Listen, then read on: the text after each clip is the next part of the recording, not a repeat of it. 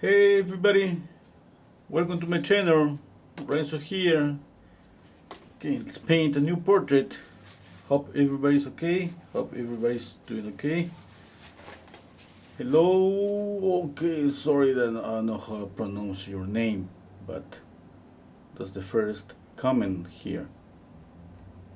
Okay, let's begin.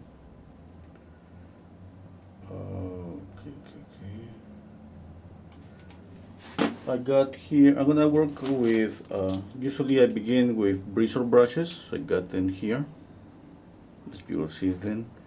And I got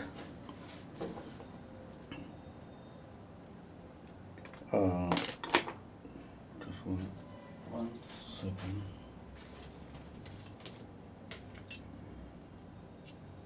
I need more white.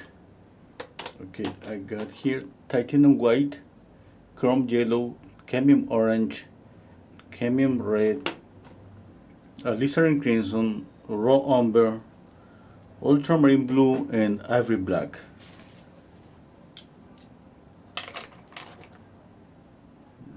Okay.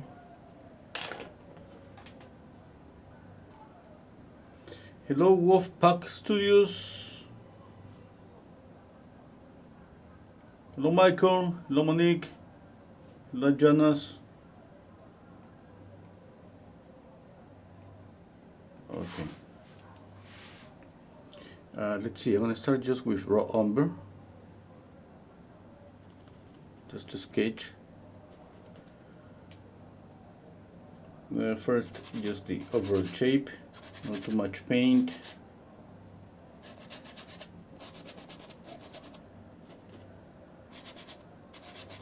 And the whole head, and now the face. Okay, I want to see if the size of the face is okay. Maybe it's too small, maybe a little bit bigger. I don't know, I think it's okay. Maybe I should move it a little bit to the left. Okay, let's see, here, background. Oh yeah, I gotta move this a bit to the left. Okay. Yeah.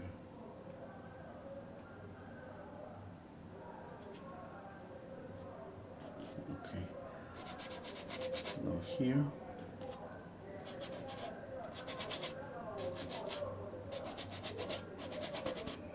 Okay, I think that's better. The hair is gonna be more to the left. Got more space here, and I got more space here. Yeah.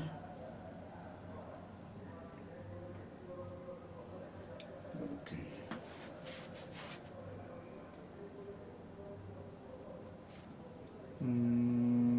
Yeah. Okay, I'm gonna use a bigger brush. This one, I think, is gonna be better. Yeah. Okay, just raw umber and white. And let's just, I'm squinting on my eyes so you can see me, you know, look at me. And now I'm gonna paint just a shadow here, just raw umber and white. Not too much paint, okay? I'm gonna paint just the shadow.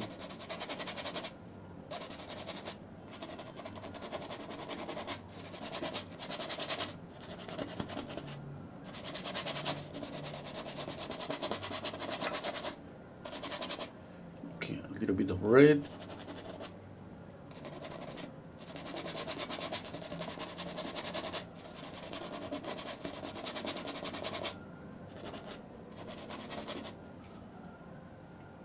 And now I need a lighter color. I'm gonna start just with two values, one for the shadow and one for the light.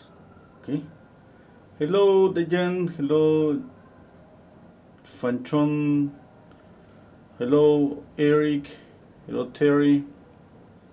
I'm gonna move this window here. Okay.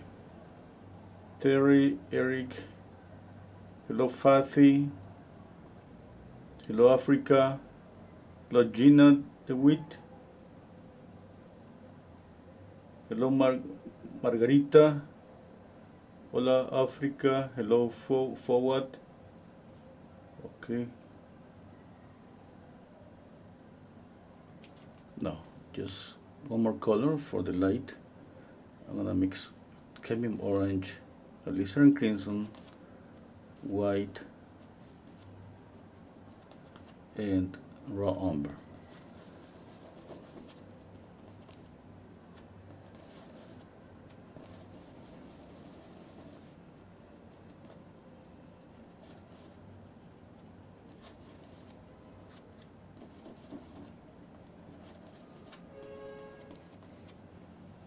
Okay, what about this color?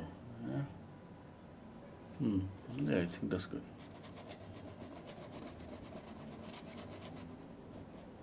It's a mid-tone. Obviously, I'm gonna be able to paint lights on top of this color and to add some reddish colors from the nose and the eyelids and the cheeks. Okay, let's put a little bit of red and white.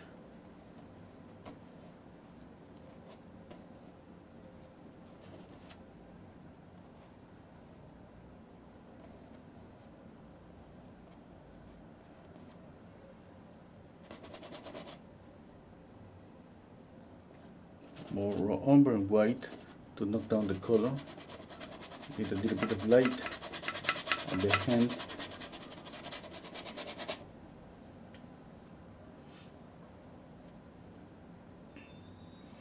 Okay, now the hair. Okay, I was thinking that I like the photograph, obviously. I like the contrast. I want to get, the illusion that the nose and the mouth is coming forward. Yeah. I'm gonna care about that a lot. And I was thinking about color. The background is always, almost white. And I see the face kind of reddish, and I was thinking about that. Usually for the shadow, I got like let's say a color that is between a cool color. It could be, a cool color, a warm color, but usually raw umber is a color that I use a lot for shadows. Okay, because it's transparent, it has this kind of greenish tint that works pretty good on shadows. Okay, and I just was thinking like, yeah, maybe I could add more color. Yeah, what about adding uh, some the opposite color to the head? And just I was watching a video today, and I saw a painter saying that like something like complementary colors works pretty good, and we usually love to see complementary colors together. The face is kind of orangey reddish. What about if I add some green to the hair? Now, I'm not gonna add too much paint because maybe it's gonna be too much colorful, but yeah, let's see what happens. At the end is just, one more painting from from a million to go. I hope. Okay.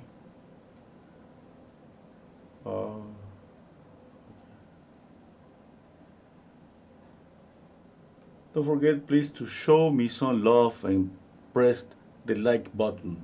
Okay? Let's see. Wow, it doesn't look okay, this. Look at that. Anyway, I'm gonna use a little bit of linseed oil and black with red, with green here. Black and green.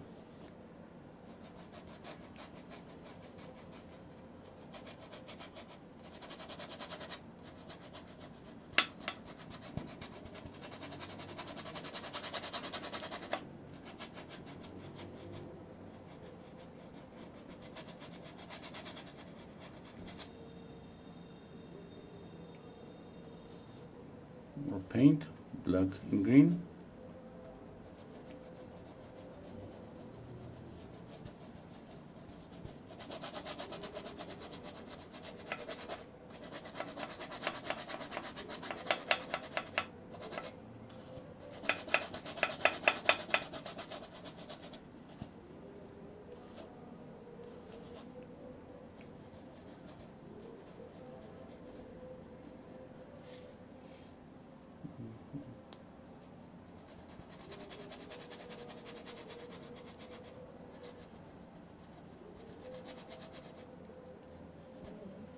Okay, let's see the contrast. I gotta narrow the face a little bit. Okay, there.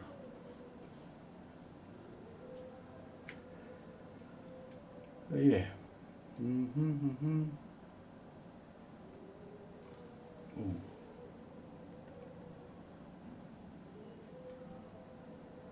Okay, I got some green. What about the background? Yeah, I'm gonna need some green here too on the face.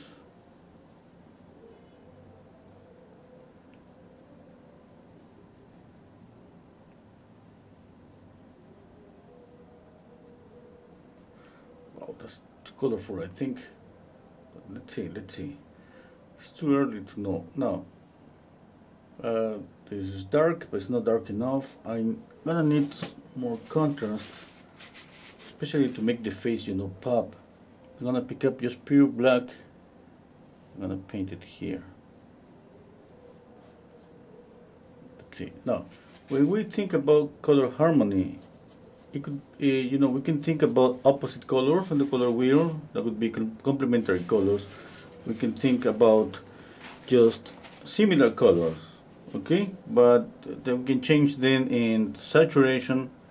We can gray down then, and we can just light up or darken up then, and we create harmony in that way. What I mean is I could use green even for the background, but change the value and change the saturation. Or I could use a color that would be closer to green. It could be blue, even blue, okay? And I see that on the photograph as a light blue. Yeah, what about if I paint a light blue? Okay, I'm gonna use more linseed oil and let's paint here. This is ultramarine blue. It looks really bright on my screen. It's not that bright. Yeah, anyway, let's see.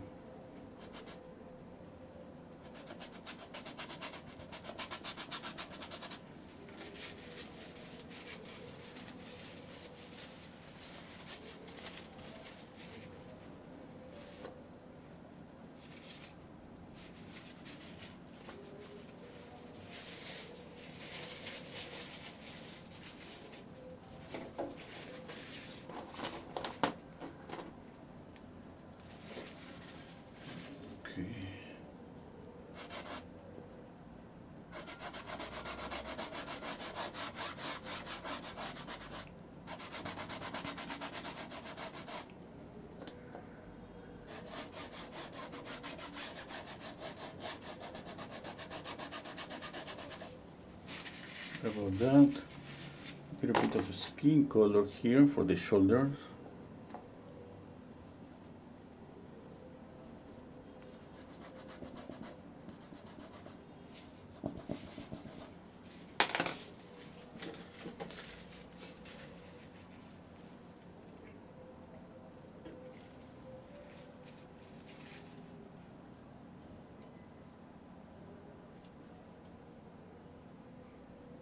Okay, hello, Omar.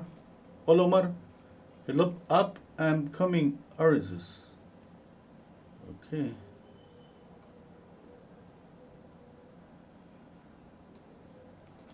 Let's see.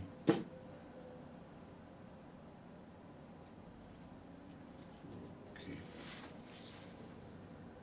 I'm gonna add some lights to the face.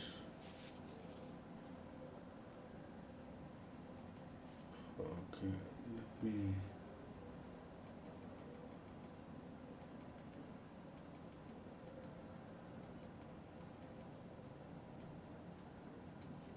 Okay.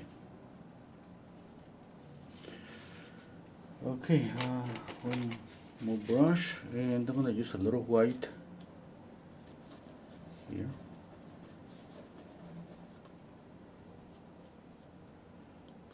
This is gonna be for lights.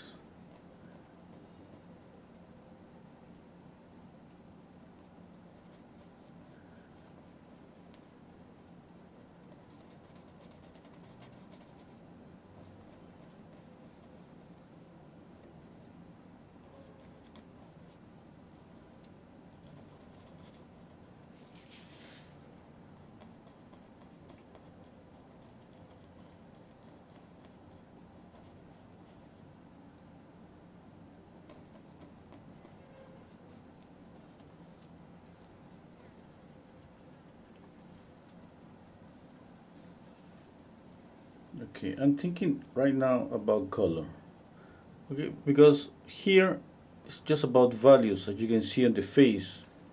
There's just one color, one value. One color, one value. But if I got the hair, green, yeah, I can maybe just add more color to the face too. Okay, and I was thinking, what about some violet, some purple? What about some cool color? And I'm not gonna keep just green just like that, just, we can just add different green. Like for example, I mix this green with chrome yellow with a touch of, cadmium orange, and we got a different variation. You can just paint with that too. And just by having a little bit of variety, we create more color, more colors and more contrast.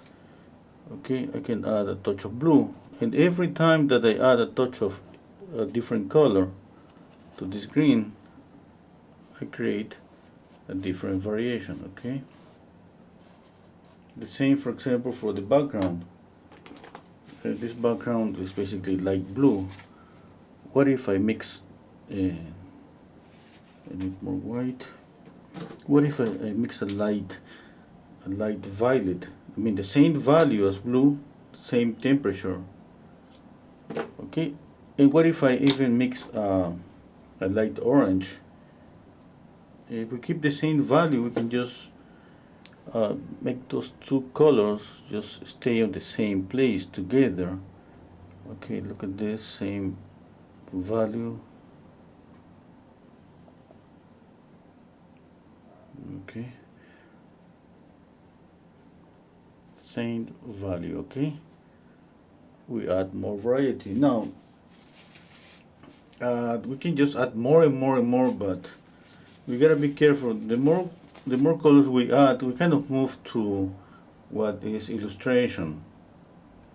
Okay, oil painting is a little bit different, and I don't know why. I mean, it's just like that. When you see a work and has a lot of color, usually you think that's more like relate to illustration. But anyway, hello Juan Carlos, hello Chris.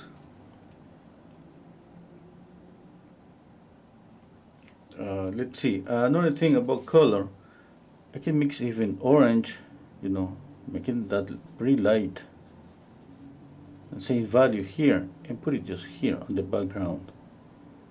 Same value, okay? Now, it's gotta be one color that's gonna be like in 80% of that area. In this case, that's blue. What I mean is you can just even pick up an opposite color and put it next to that one. It's gonna work as soon as you keep the same value. It's gonna work. As soon as you don't add a lot of this orange everywhere, and all of a sudden what you got is something that kind of is, is repelling you, like it's too much color. Okay. Now the same happens on the face. For example, I can just think, like for example, I got green, I got blue. What if I use this cool color here and I put it as a reflected light on the nose. I see a reflected light on the nose around here. Okay, and obviously we gotta just choose how much saturation we add, because we can move, you know, from really saturated color to a more mute color. It's up to you.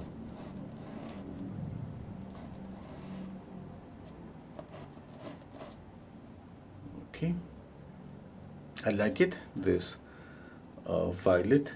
I'm trying to keep the same value, like a reflected light, you know, on the shadow. After blending, usually I usually knock down all these colors a little bit. But let's see. Okay, I like it, you know, but the violet here, you know, I gotta work on that. Yeah.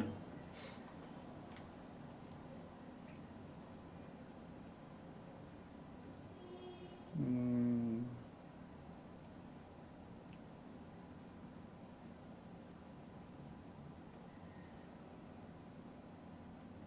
okay, let's continue. Oh, let's see here, a little bit of detail. I'm adding a little bit of red on this dark mixture here.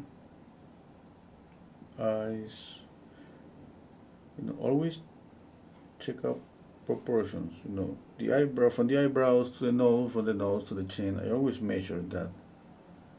In this case, because the face is tilted backward a little bit, it's not going to work on the regular proportions. Usually when that happens, the eye move a little bit down, because when the face is in a perfect front view, we can measure from the eyebrows to the nose and split that in 3 portions. On the first third, in the first portion, we're going to find that we can see the eyes. In this case, it's going to be a little bit different. Let me check out. Yeah.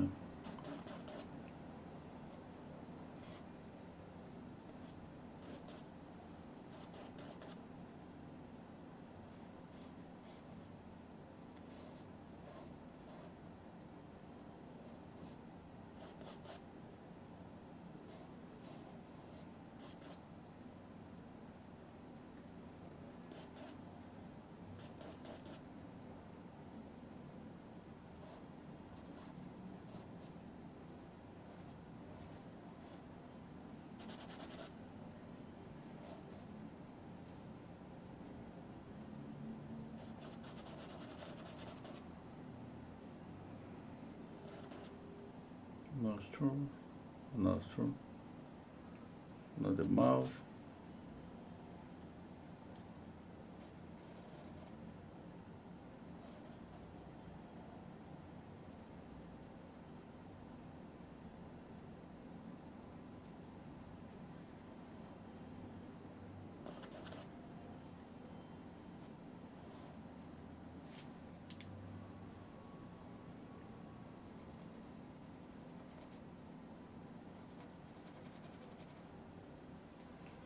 Okay.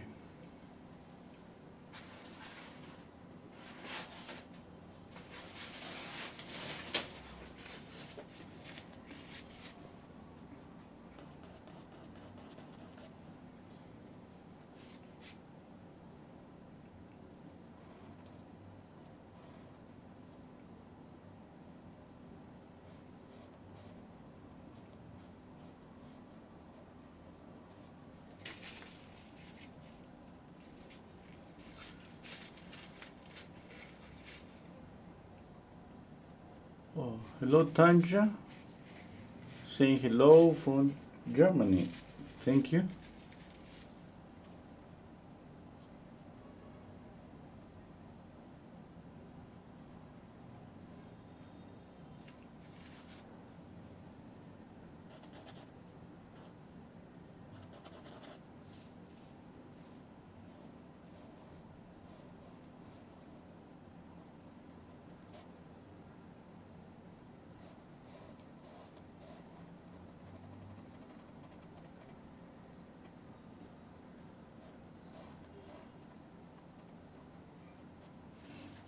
Okay, I gotta darken up the hand here, the shadow here too.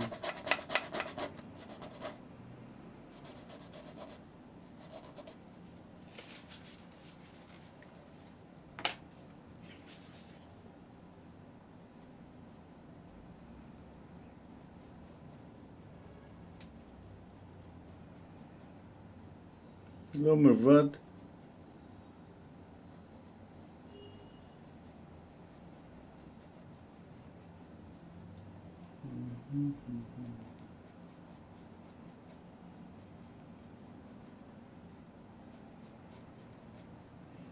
Okay, a little bit of green. Here, usually below the eye, we see a little bit of green. Here on the nasal bone, the same, a little bit of green.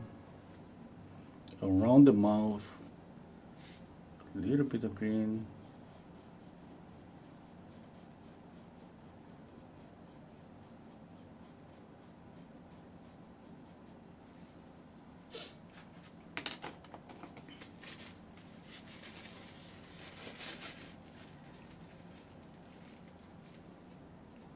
I'll blend a little bit here.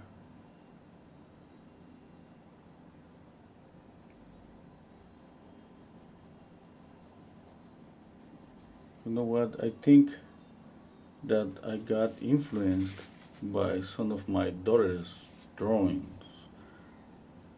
She's studying animation, and she does a lot of illustrations. And now that I'm painting, for some reason, it's kind of I see the same colors. Yeah, pretty common. That's pretty common. We got influenced from paintings, from paintings from people, you know.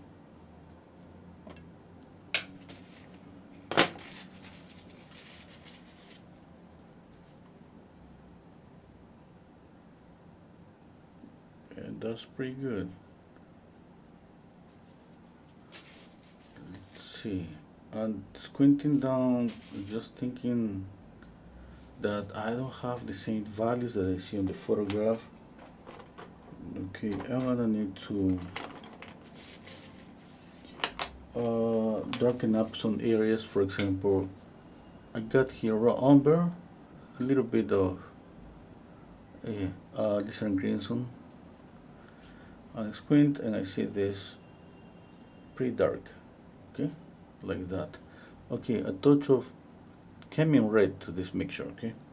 Now, a touch of black, I need to make it dark. Now, on the corner of the eye, I see all this dark. Okay. Okay.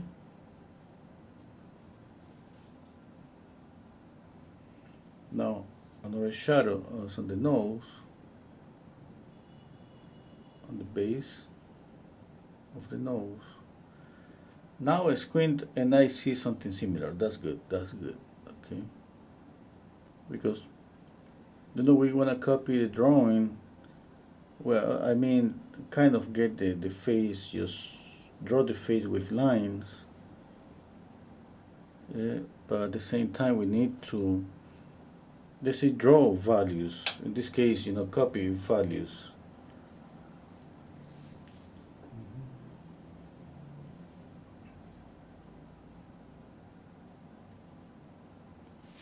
Okay, squinting, I see this dark, dark, dark corner of the mouth.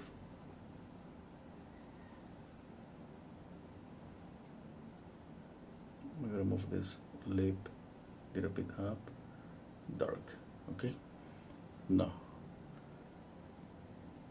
a little bit of green to knock down the red.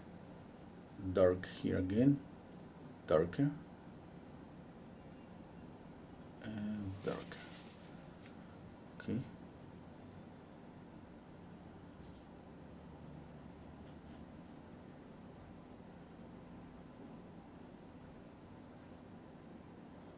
Now just think about values.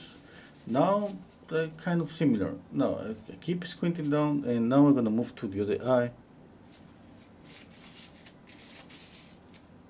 Okay, I need a lighter shadow, or maybe you could use the same. Okay, let's see. A touch of orange. Here, it's darker. I see that. That's pretty clear. Darker here. Yeah. Now, darker here. Keep squinting down your eyes. Okay. Now below the eyebrow is a little bit darker.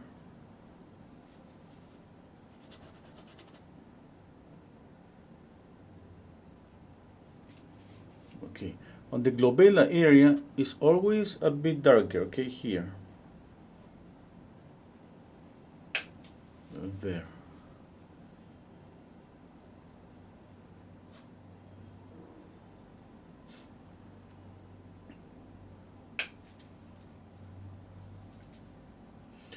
Okay.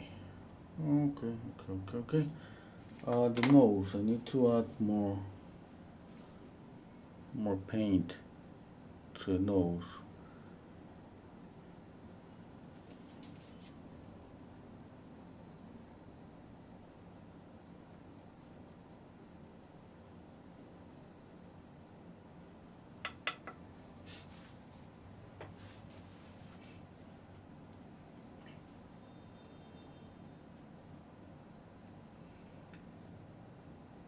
Okay.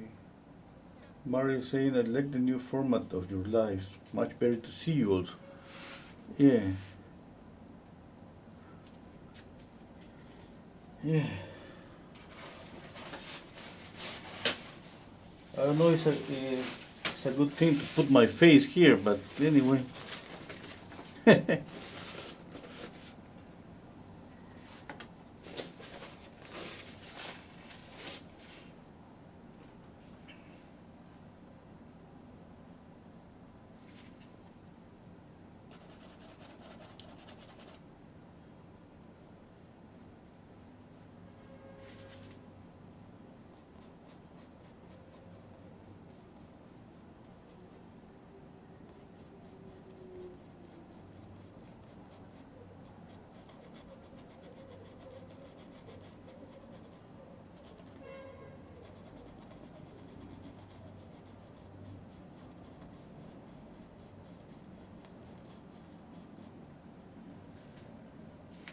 It's too orangey.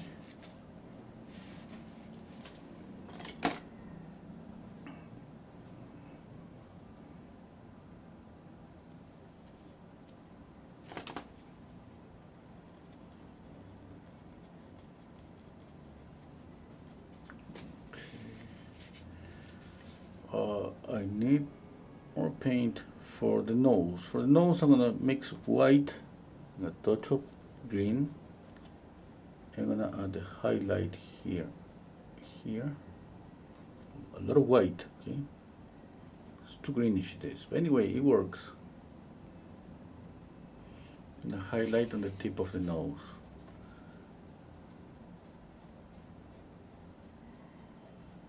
Now I'm blending a little bit.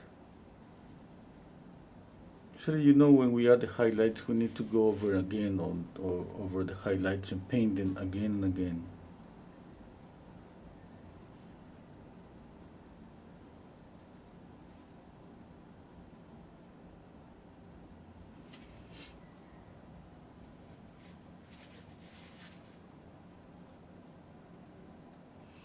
Okay, I'm gonna blend a little bit.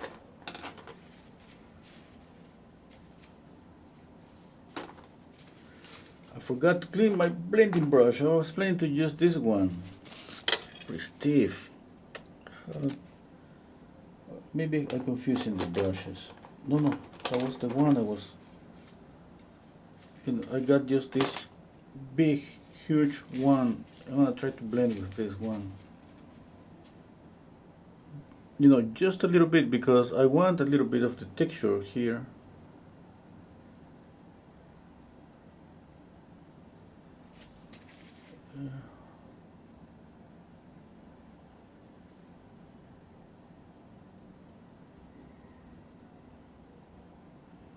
just on the air, with the tip of the brushes, just a little bit.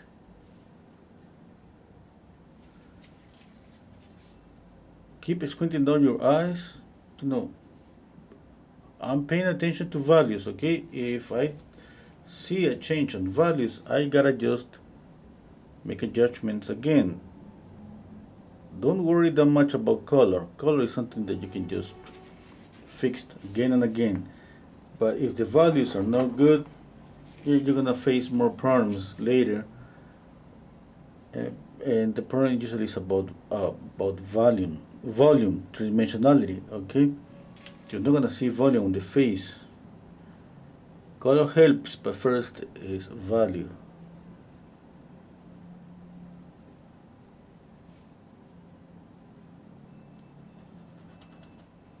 Shadow here.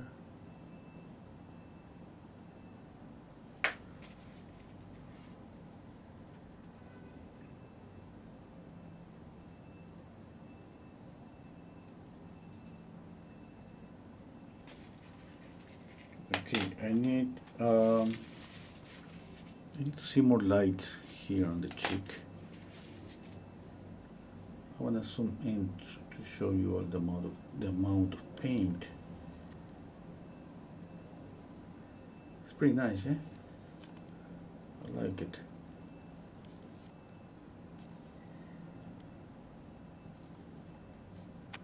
Remember that we can keep a lot of paint on the lights, but is our recommendation that I have heard for so many years, keep the shadows transparent. For that, it's just like keeping less paint, let's say, on the shadows, and transparent pigments. Okay, but that's kind of tricky, that's kind of difficult. But definitely a darker color is always a bit more transparent than a lighter color. Why? Because it has less white, just because of that. A lighter color has a lot of white, which makes that color opaque.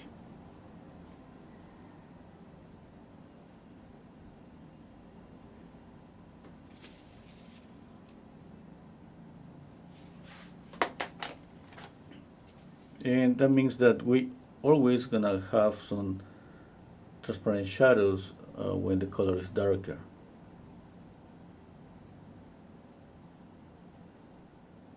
Usually the colors that are used for painting the skin are transparent pigments, like raw umber. Yeah? Raw umber is a pretty nice transparent pigment. And if we add a little bit of saturation, a warmer color on the shadows, we're gonna add the effect of more transparency.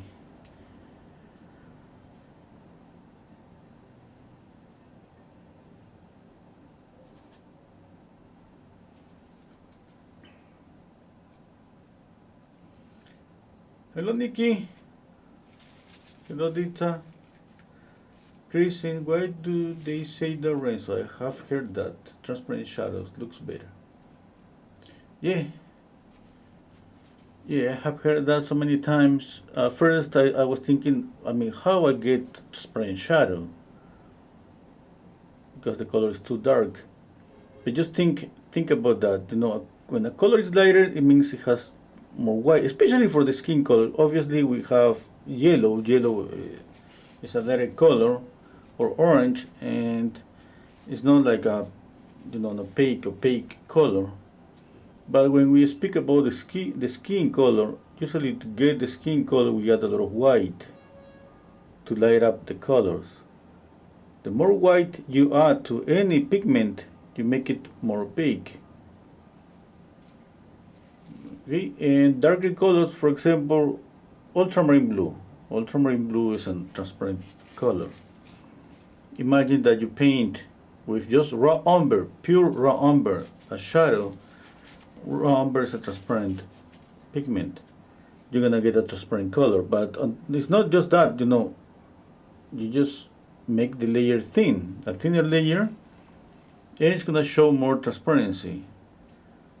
And now that depends about your canvas. If your canvas is kind of orangey like my canvas, it's gonna show the orange. If it's white, it's gonna show even more transparency, because white is kind of bouncing back light more than a toned canvas, and it's gonna show through the layers of oil paint.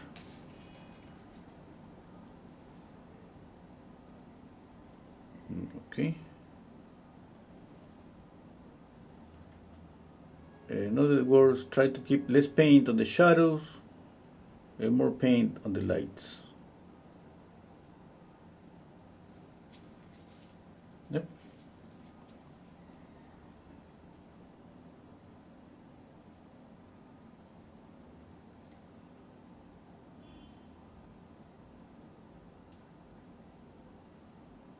See a sharp edge here. I wanna just add some definition to this sharp edge right now.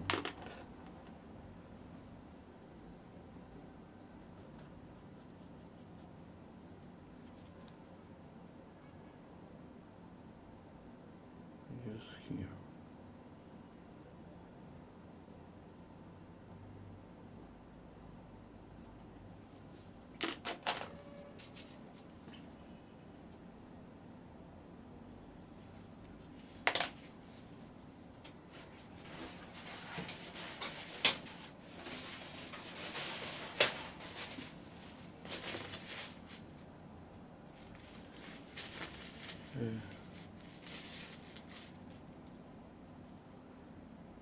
Well, thank you, Nikki. Thank you, Sylvia.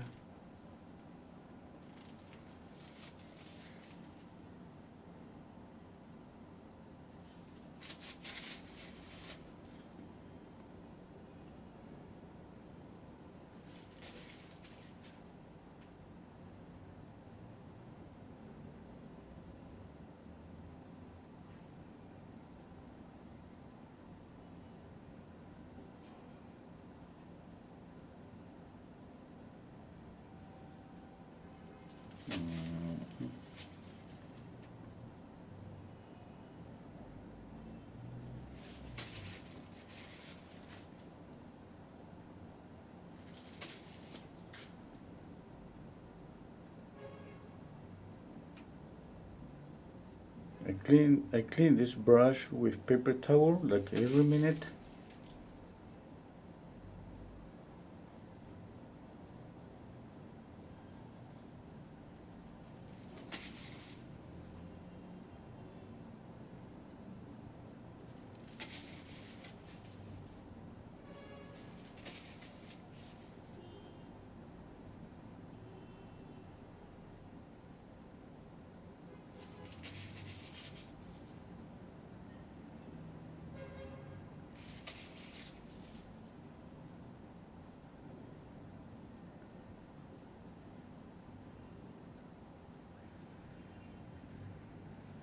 Well, speaking about this, about transparency, I always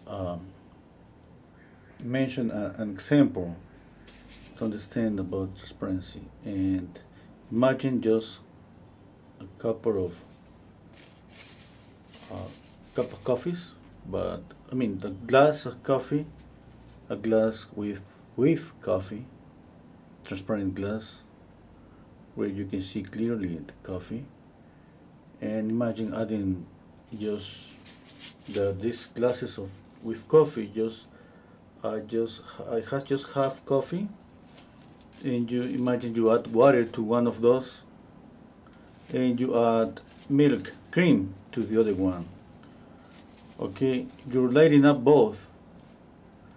Well, the one you add water, it becomes more transparent, lighter but transparent. The one with milk, it becomes lighter but opaque. What I mean that you cannot see through the glass of coffee with milk. Okay, that's why.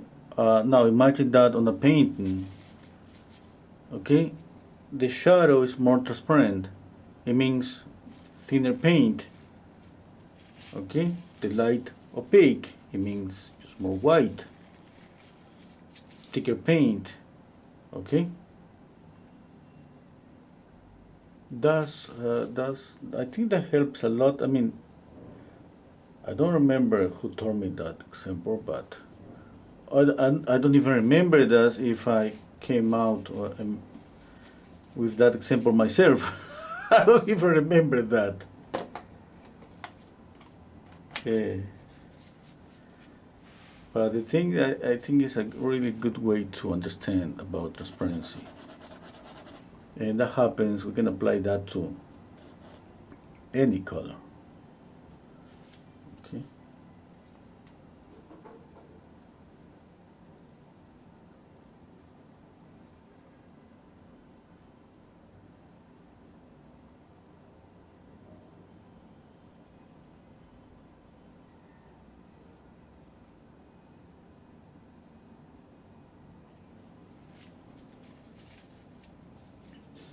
A little bit of green.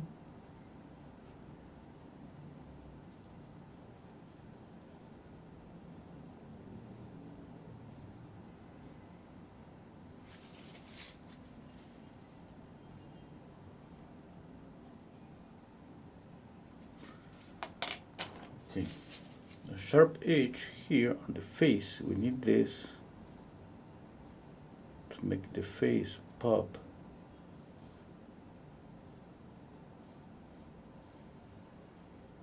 Okay, sharp edge here. You can just remember, this about edges is not. It's very just to just kind of break up an edge.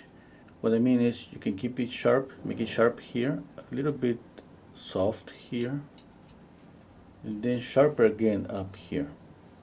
Now,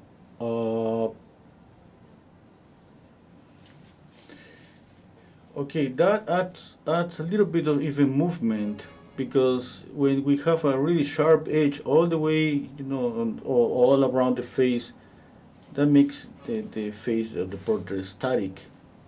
Okay, stiff. With this we add a little bit of movement. Now, if let's say that all this area of the face is soft, I could make all this edge sharp too. Okay, what I mean is that I'm looking for balance. Okay, I'm gonna use pure black here.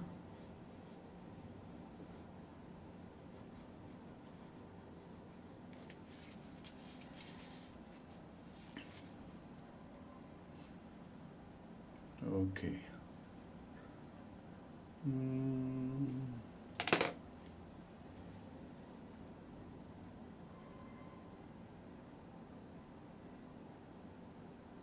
The thing about edges, we see a little bit of edges on the photograph, on each photograph that we paint from, or when we paint from real life. But a lot of this thing about edges just happens on the painter's head, mind, brain. It means that each painter can have a different version,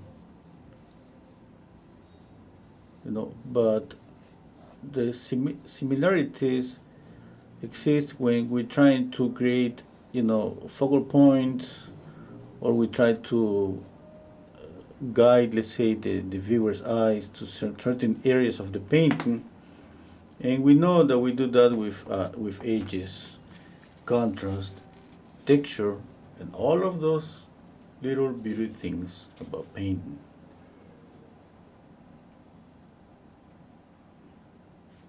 Okay.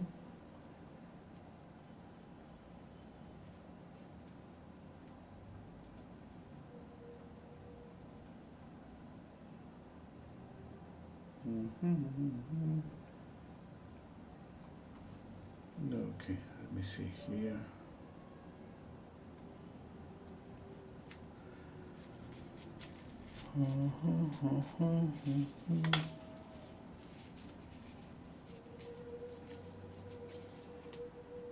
Little bit of this green. Okay, this brush is gonna be better.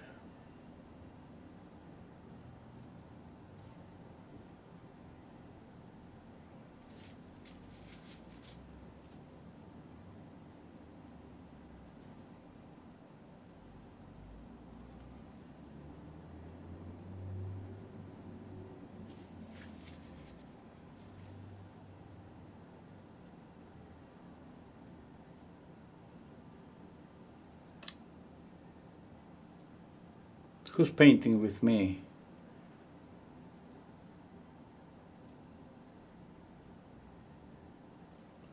Maybe somebody's painting with me.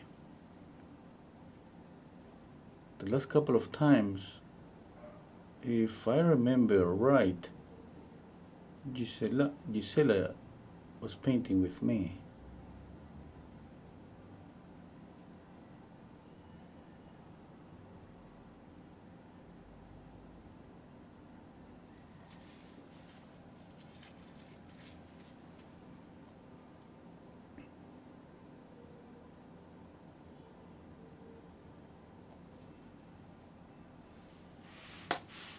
Okay, need to get a little bit closer to the painting.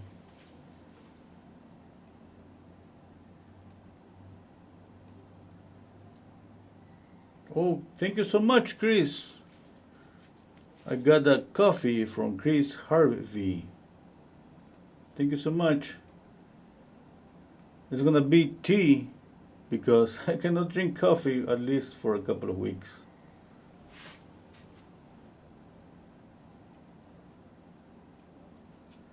Yeah.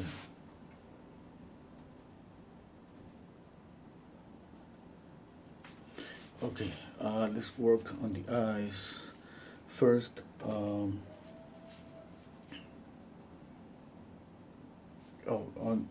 gonna try to get the white of the eyes. It's not too light. Okay, I'm gonna use just the skin color here. Okay, I'm squinting down my eyes and trying to just copy what I see here.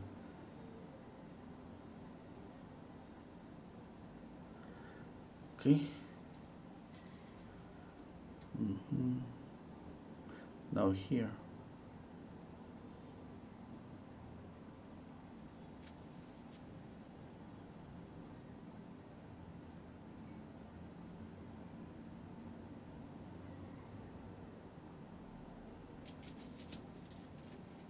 Okay. A little bit of shadow here.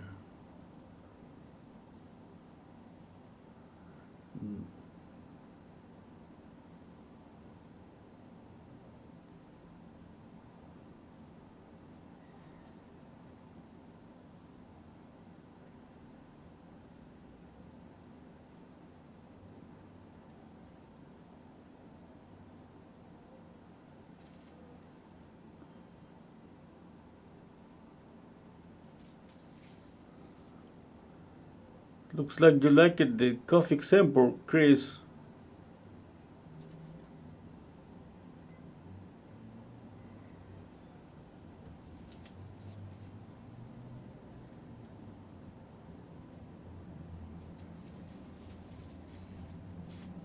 Okay, I'm gonna use black with raw umber.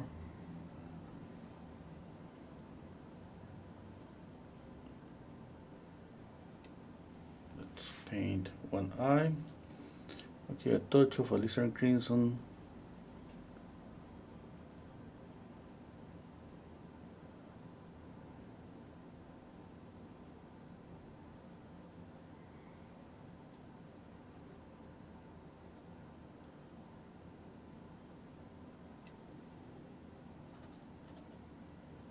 Now the other eye.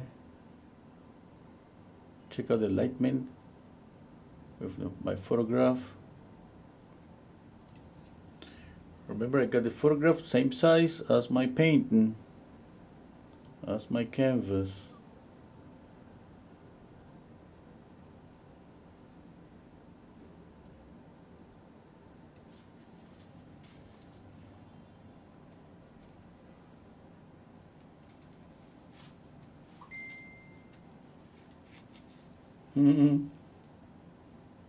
Oh, Juan Carlos Berrio is saying he's not painting, he's cooking.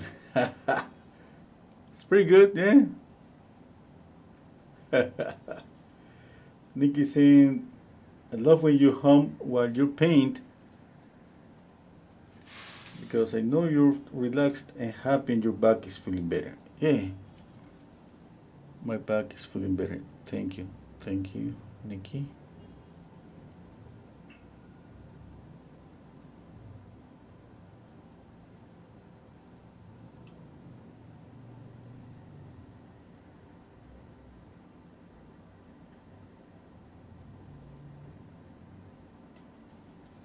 Okay, let's see. Okay, I'm gonna zoom in to paint here the nose. I want you all to show I want to show you all something. Okay, here I want to have a sharp edge here.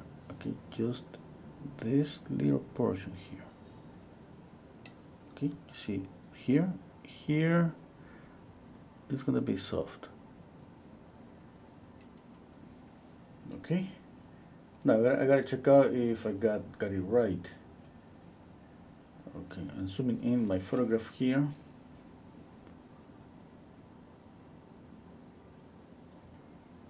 Okay. Okay, I think that's good. Yeah. More red. And these are greens. Okay, just there.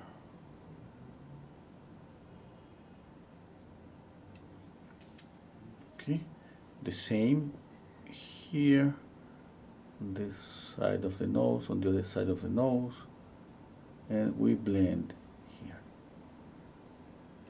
Okay, now around the nose.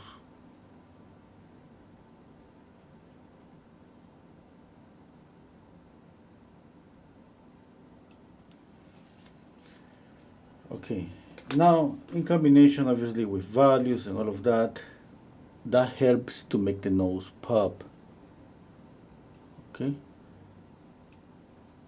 it's not just one thing working just to create the illusion of depth. Edges helps a lot, color helps a lot, texture, even the amount of paint that you put on top. Okay.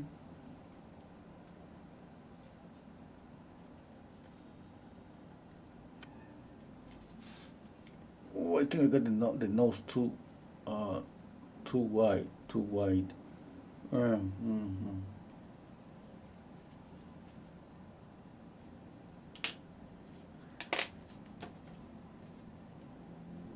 Okay.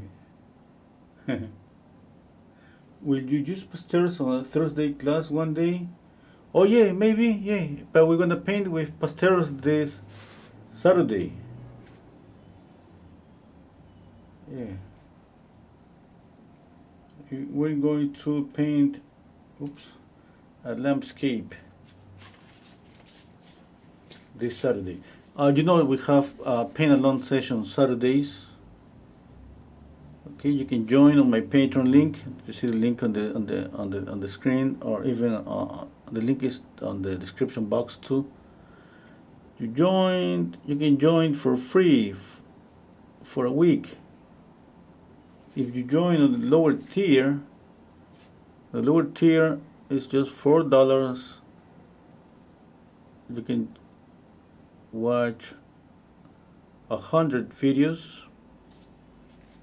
You know, like it's like a little bit of everything. You can see maybe a couple of, maybe more than a couple of from the higher tier, and then drawings, and then you're gonna see more videos from the Saturdays, you know, paint along sessions that we paint still life, landscapes, animals, flowers, you know, a lot of things.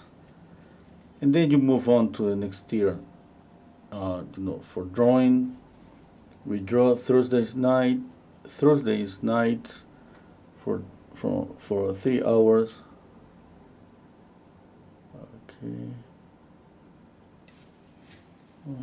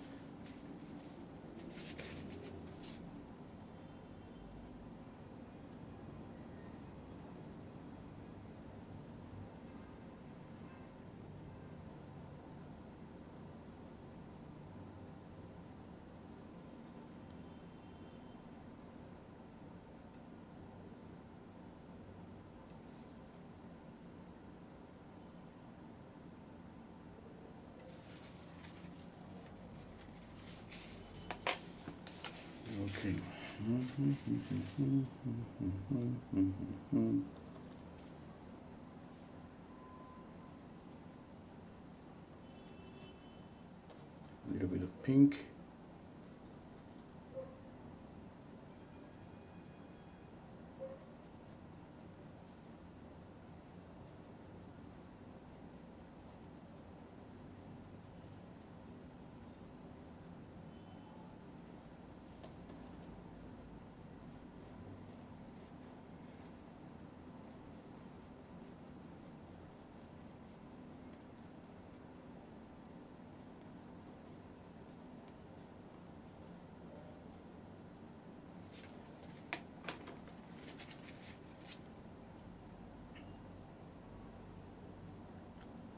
A little bit of light on the upper eyelid. Light here, and then blend.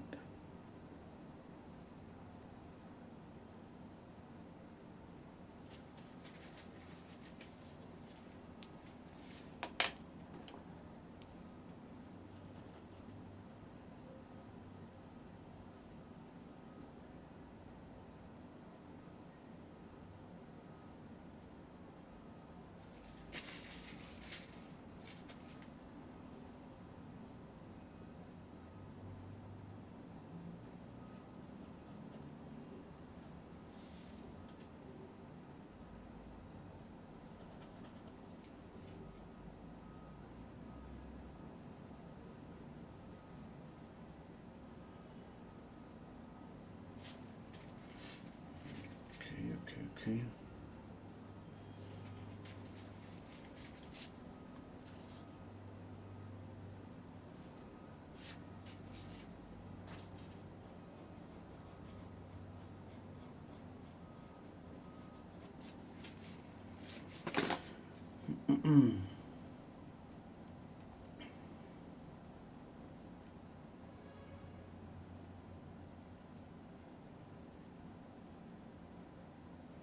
Oh, the link. Nikki saying, please your coffee link. Renzo will buy you one for tea. Though, then I must go to a pastel class in 4 minutes. Oh, okay.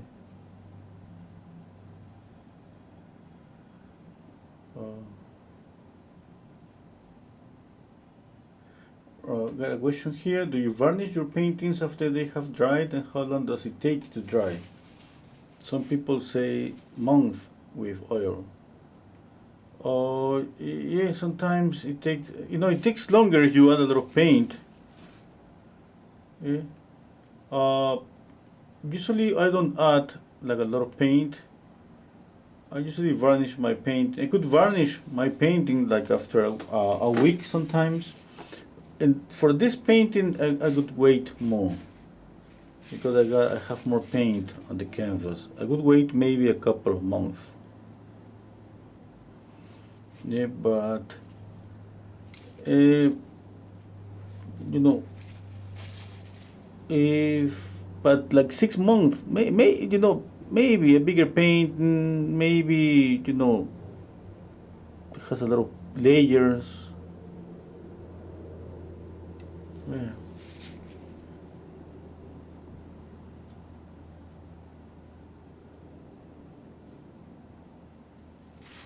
You know, varnish is the only thing that protects a painting, but that's not gonna prevent the painting from cracking. Cracking has to do with the canvas, with oil paint, that when it dries, it's not flexible, it dries hard rock, and the canvas is flexible, you know. But who cares, yeah?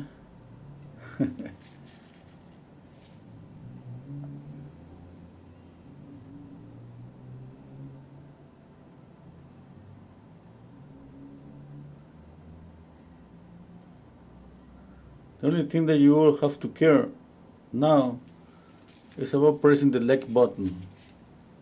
Eh?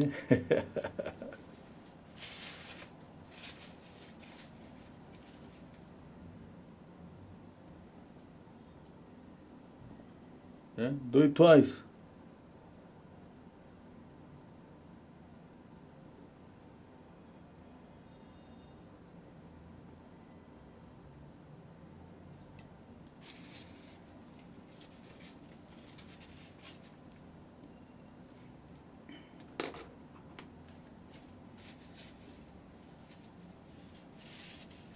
Okay, let's think about the hair for a minute.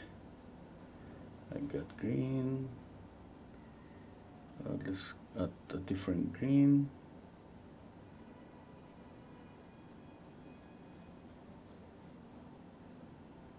A little bit there. This green has more towards yellow, warm yellow. We can add more blue, a touch of white, and it has more like a mute bluish green.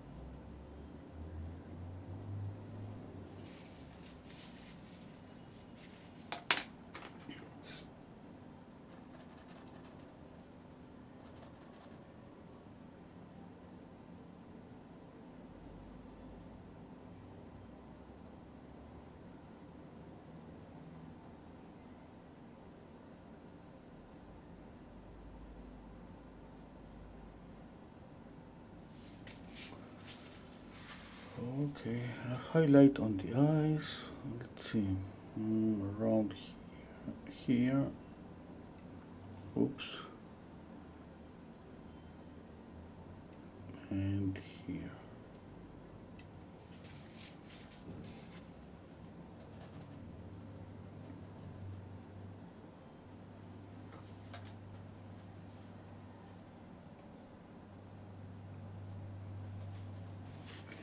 Hello, Nicolia. Hello, Lucho. Eh. Hello, Ravan. Oh, Chris harvesting a hamburger landscape. Yo, yeah. We need to paint a hamburger one of these days. Got a question. Did you paint light green around the hair to give more contrast to the face? Yes. Yeah. Yeah, just because of that. Let's see. I need to block this light. It's too close, I think. Yeah, that's better.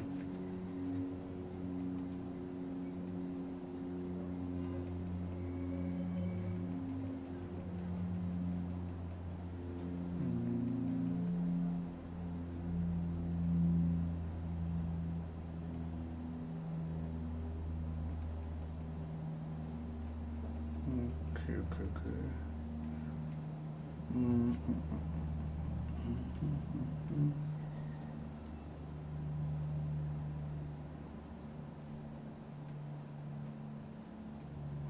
Okay. I was thinking about color. You know, I was thinking this harmony. I got green, light blue, and the skin color, and and just maybe that I'm gonna need more colors.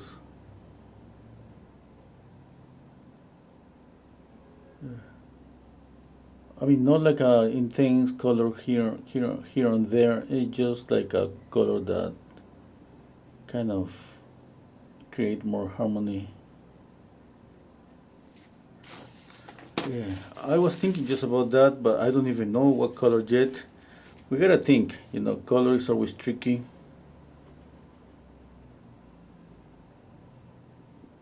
Okay, but always think.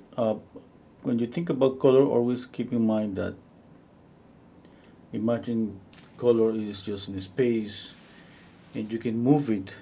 Okay, from being so colorful to gray down the color a lot to make it at the same time lighter and darker. You can do that with any color. What would you do? Okay, every time that you're gonna paint one more color on your painting, or think about the background. What would you do? To paint the background, and how you're gonna just move the color in this space.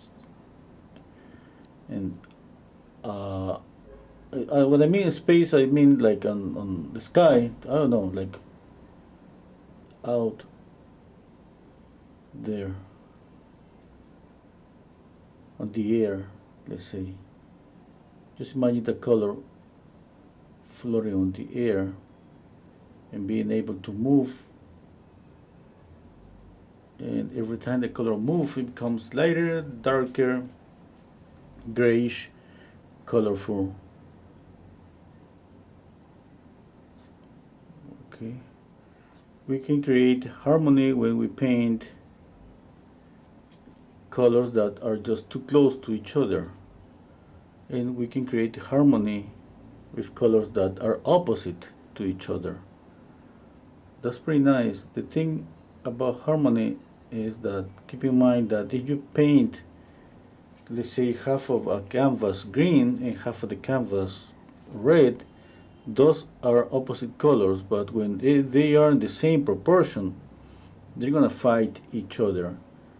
There's not gonna be a nice thing to see, to stare. You're gonna need to create some balance, and the balance is about proportion. How much of one color you're gonna use, how much of that amount of color is gonna be so saturated or gray down. Okay, and from there, what it takes is a lot of experimentation, a lot of practice, and see what happens. But this is the case when you want something new, something like, let's say, I mean, I'm not gonna say original, but your own version, your interpretation. Okay, but if you don't want that, you just copy the photograph. A lot of my paintings here on my channel, you're gonna see just I copied the photograph. That was pretty nice. It's not like we gotta do the same all the time, or we gotta just sometimes a beautiful shot, a photograph is so beautiful that it's impossible just not to copy and don't change anything. And sometimes we need, I don't know why, it's just something inside you that tells you that you need to do something more, you need to add something more, you need to make a change. And we gotta be prepared with that. A little bit of color theory is always pretty good, to know a little bit of color theory. Yeah? Any book out there is going to give you a lot of information.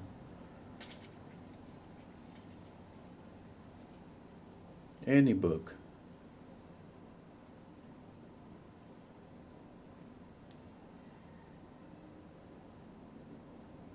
If I gotta recommend a book, I always recommend the same. I think one of the best is Color Theory by Johannes Eaton.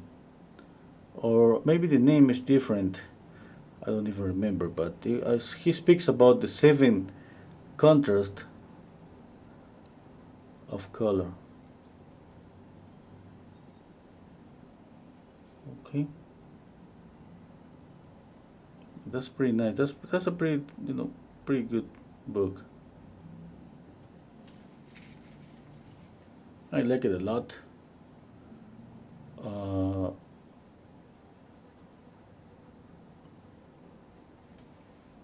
Okay, let's see. Let's see the volume of the face. I need to see that the nose and the mouth is coming forward. It's kind of okay, but not perfect. It's kind of okay. I'm gonna add more highlight here to the lip.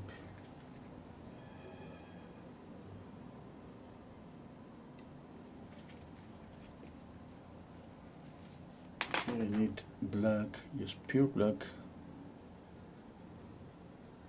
to paint this really dark.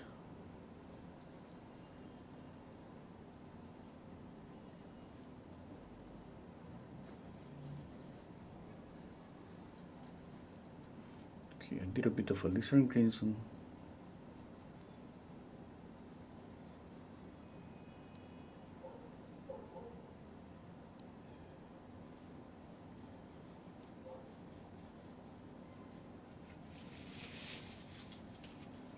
A little bit of red.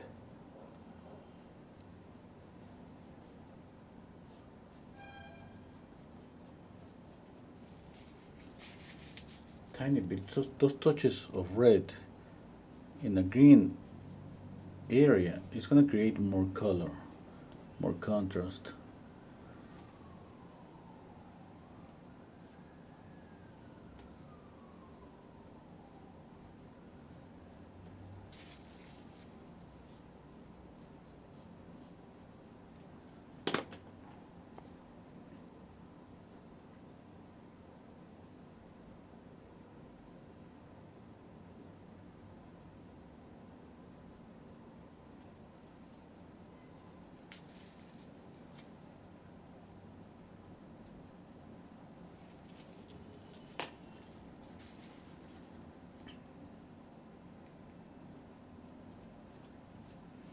I need more light on the cheek here.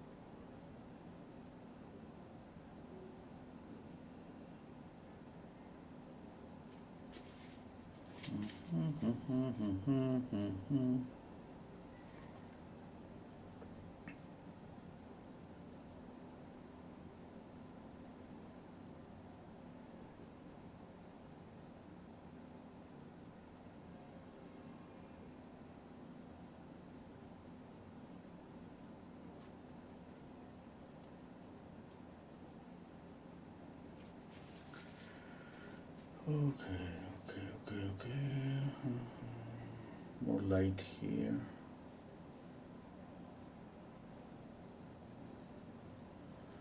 A little bit of red, just pure red. I'm gonna add a touch here.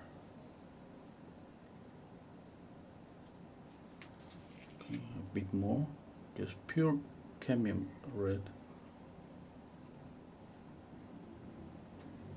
Okay, now here.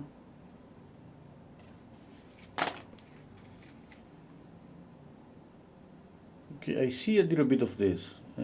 I'm just saturating this a bit more.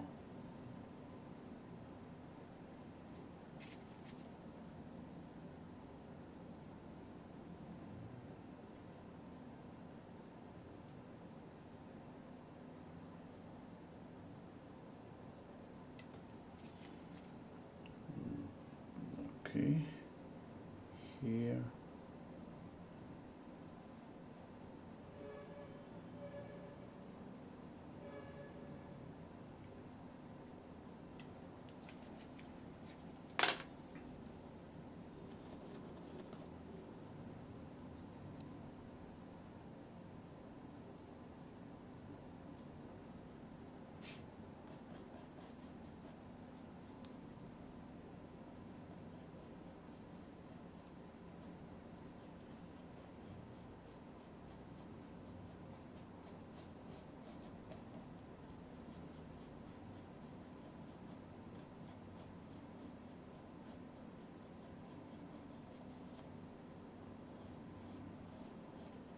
A little bit of light blue.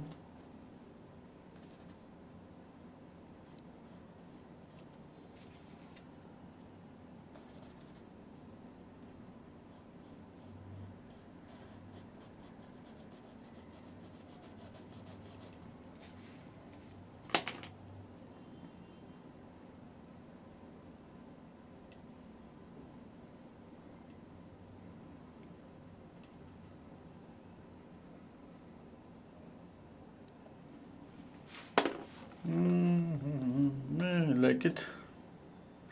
More paint here.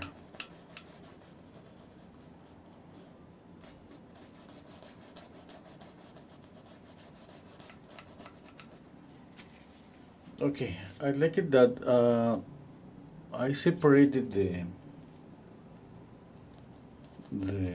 mouth, the hand from the face. Okay, that's good, but I'm just getting that by just making the hand lighter. But okay, that's not a good thing. I think that I should add more light to the face. You know, getting the hand too light, it tells me that the face maybe is too dark. Or maybe just the lights are too dark, the highlights, or maybe it needs more highlights.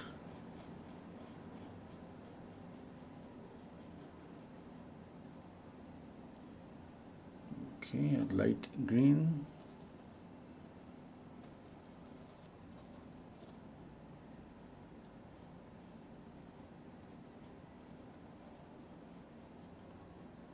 What do you think? What do you all think? I need more highlights, yeah?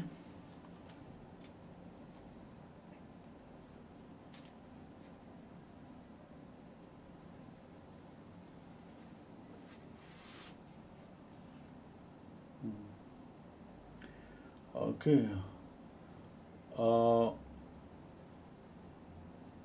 I got a question for Ravan. I wonder, Renzo, what you do with these paintings after you finished? Sell it or save it? I sell them. Yeah, I try to sell them. Yeah. Sometimes I did sell them a lot of this on live streams. Maybe I should try to do the same, but it's kind of, I prefer to be relaxed and paint, and that's why sometimes I forgot to promote my Patreon account. It's better just to keep the link on top. Yeah, but I gotta make a living. Yeah, that's usually with my lessons, and selling paintings is pretty good. I mean, I have sold so many paintings here on YouTube. It's just like sometimes I feel like put you all in a position that maybe you're gonna get the feeling that this is not free, and the idea about this is that it's free. Yeah. And when I'm thinking about selling a painting, it's like my concentration always goes there. I gotta just one more thing to do. What's that? Trying to sell the painting, and I kind of repeat again from time to time, like, hey, this painting is for sale. Who wants to buy this painting? And that's why I stopped. But I gotta do it. I should do it. It's pretty good. I love, like, I got the feeling that the paintings are really good places and really good hands. And I know the people that bought my paintings. Usually, those are my patrons. Uh, if well, Now, if I decide to put this painting for sale now, like, I'm gonna be like every 10, 20 minutes trying to remember, hey, I gotta sell this painting. And mentioning, hey, this painting is for sale, who wants to buy it? That's good, but kind of distract me from painting. And that's the dilemma. What should I do? I don't know. I'm happy here just painting. Definitely we all want money.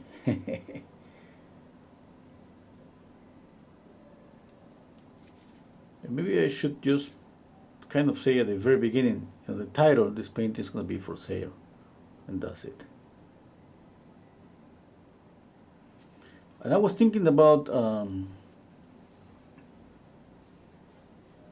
okay, just one, I gotta stop speaking just for a second. Okay, okay, need some black, pure black to paint the pupil here. What about some eyelashes? I like her face, but her eyelashes, I think just they are too exaggerated, too big.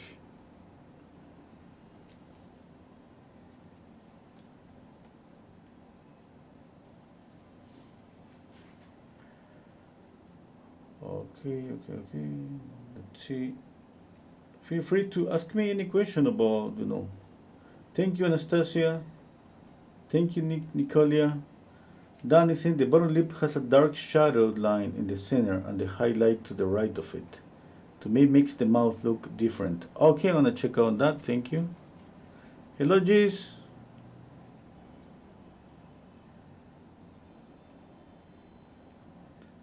Yeah.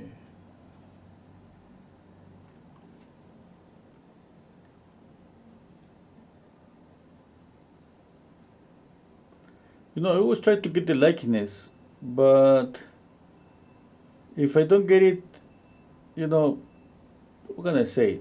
So sorry. It's likeness is so difficult. There's no guarantee that we're gonna get it on every time that we paint. But I try really hard all the time, for sure.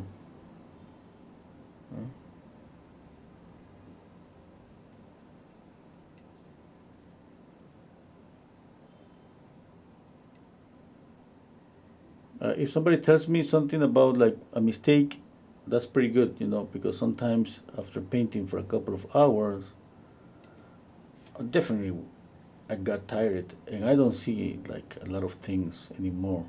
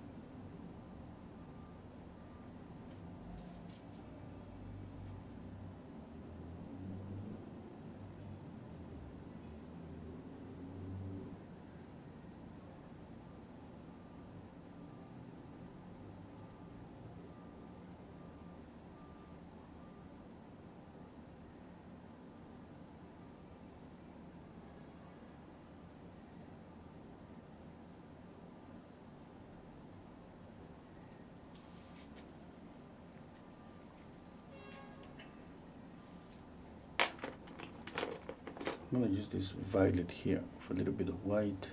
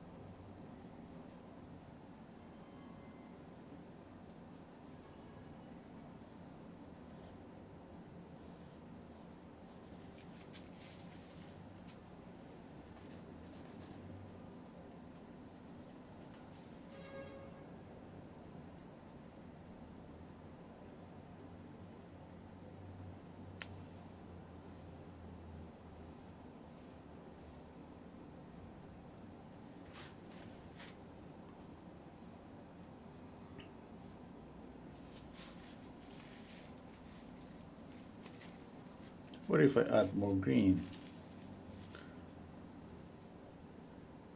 And some accents, at least here.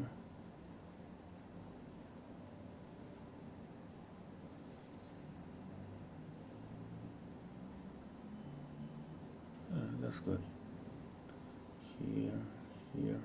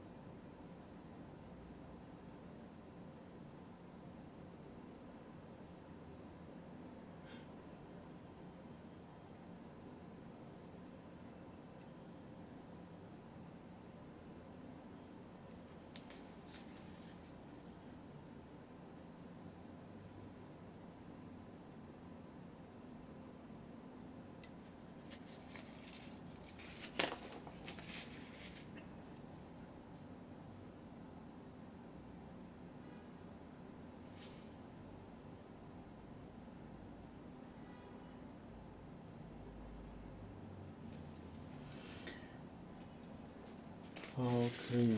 Rob Basin, where are you talking? Oh, okay. Rob, it's always easy to. Okay, I don't know. Read some comments. It's always easy to criticize other people's work. Painting is about interpretation. It doesn't have to be a carbon copy of the subject. Yeah, that's right. Anyway, I try to copy as much as possible of the likeness every time.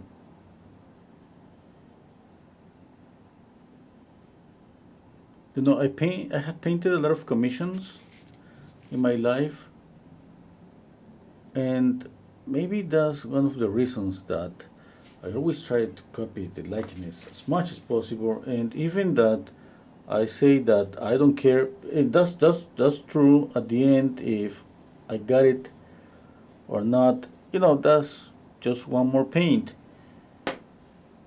Yeah. But it's kind of in me, you know, this idea of trying to copy. And I don't know if that's a good thing or a bad thing, but it kind of it kind of uh, kind of affects me in let's say on the interpretation side of this, yeah? Because when you copy something, you're not making an interpretation. Interpretation, when you make an interpretation, you change a lot of things, not just color. You know, we have more freedom in color, but we change, you know, the face, we change the shape of the eyes, we change that on purpose.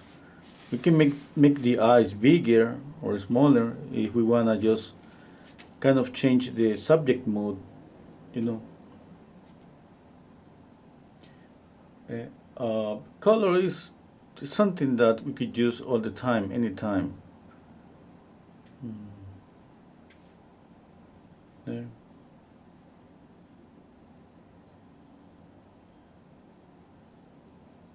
Mm-hmm.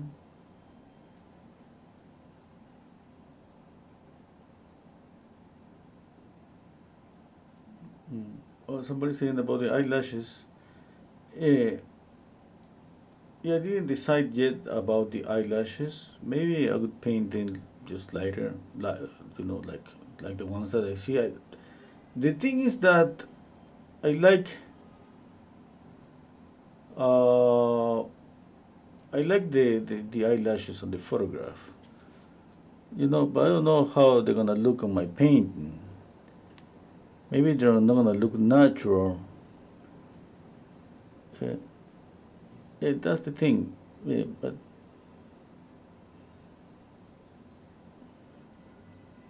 maybe if that is enough, maybe not. Who knows? I remember I painted a portrait long time ago, like 20 years ago. And this person, she wanted me to paint her eyelashes, huge eyelashes, bigger than these ones on the photograph. Okay. And I try just to say no, it's not okay. You know, it's not gonna look okay. Like, but at the end, I have to do it because she insisted on that. But I remember I painted like perfect eyelashes, one after the other, the same height, the distance between the eyelashes, just from the tear duct to the corner of the eye, and that was terrible. You know, just for me that made the eyes just look flat. But that's one thing that a painting at the end is a painting. You know, okay, it could be an interpretation or not. What I mean, this is a painting, and what I mean is, for me, it wasn't good. You know, that affects the classical approach on my painting. But for the person, it was something that she needed to see on her eyes. uh, and I think I didn't have, and I don't have the power to say, no, no, no, it's not gonna be like that. It's gonna be the way I want it.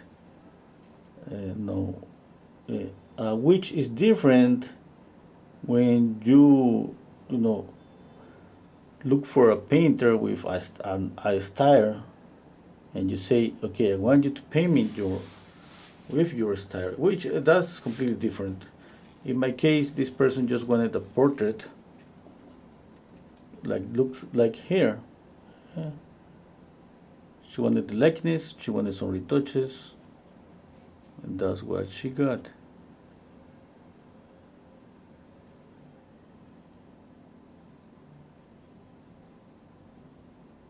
I remember when I was a student, I went to a painter studio here, and he's a famous painter. This guy is a famous painter here.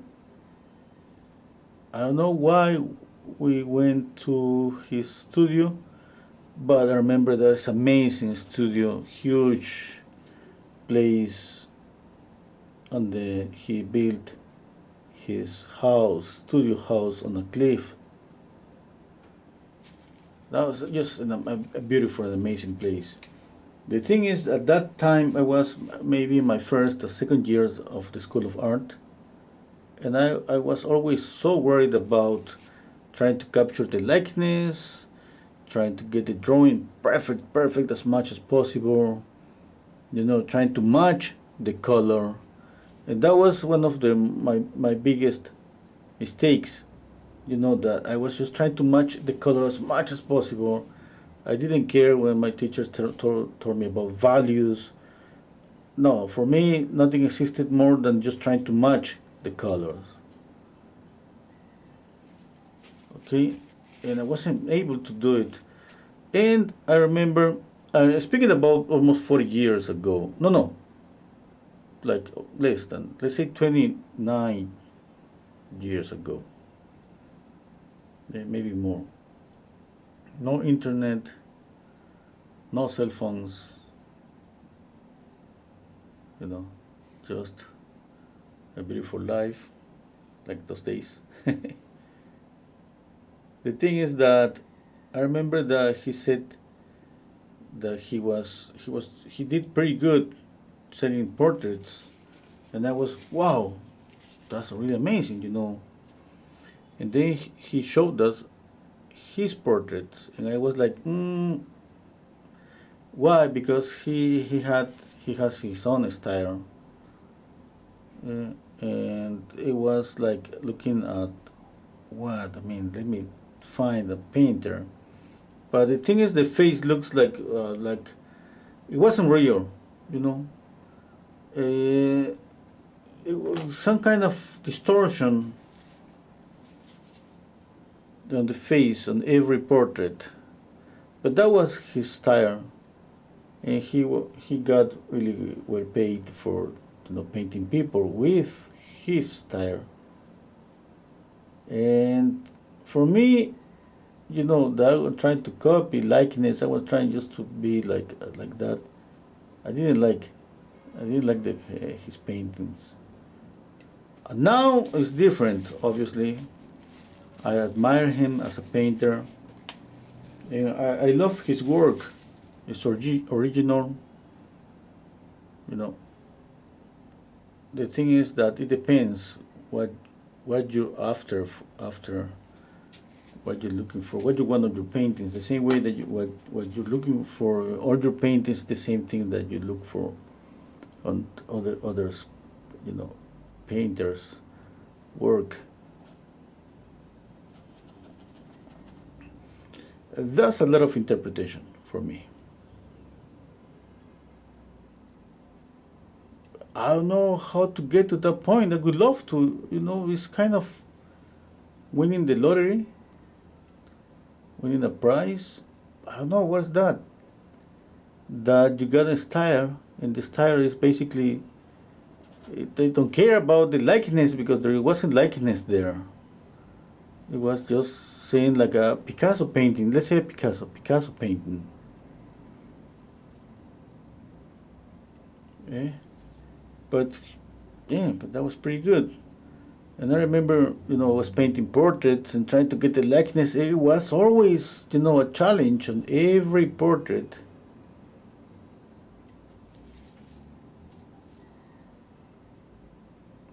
Yeah.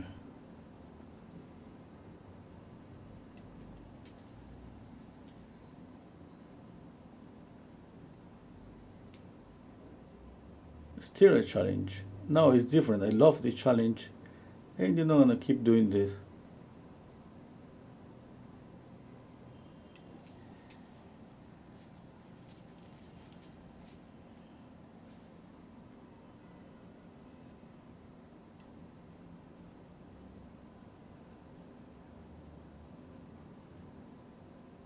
A sharp edge, sharp edge.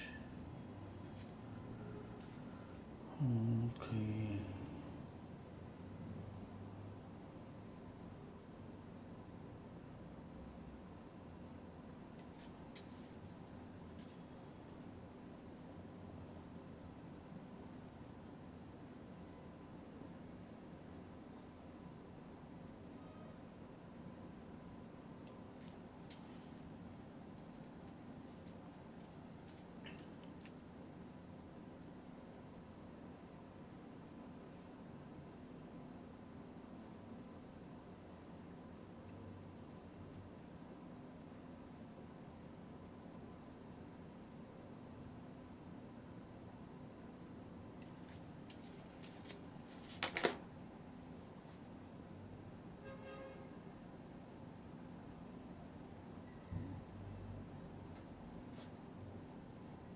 This brush is too big.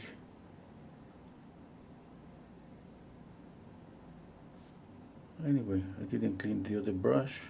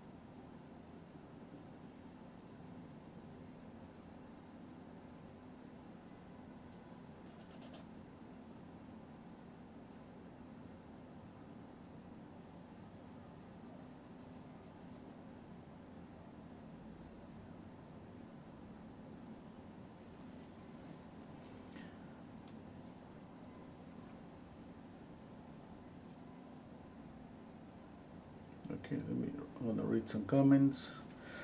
Rob B saying, personally, I think it looked better without the lashes. Yeah. Hello, Lily. Hello, one. Thank you. Yeah.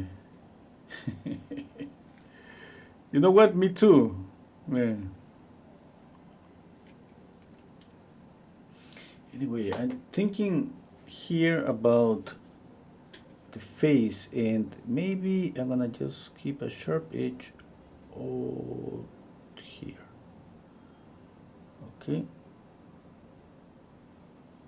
But even the hand too. Okay. And to balance things out, I'm gonna just soft here a lot.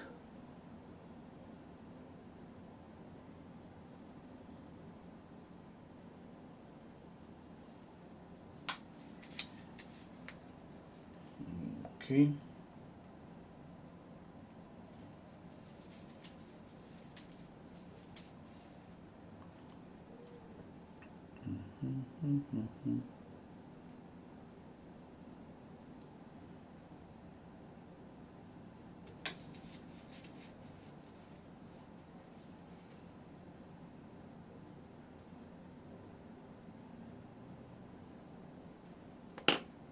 There is a reflected light here.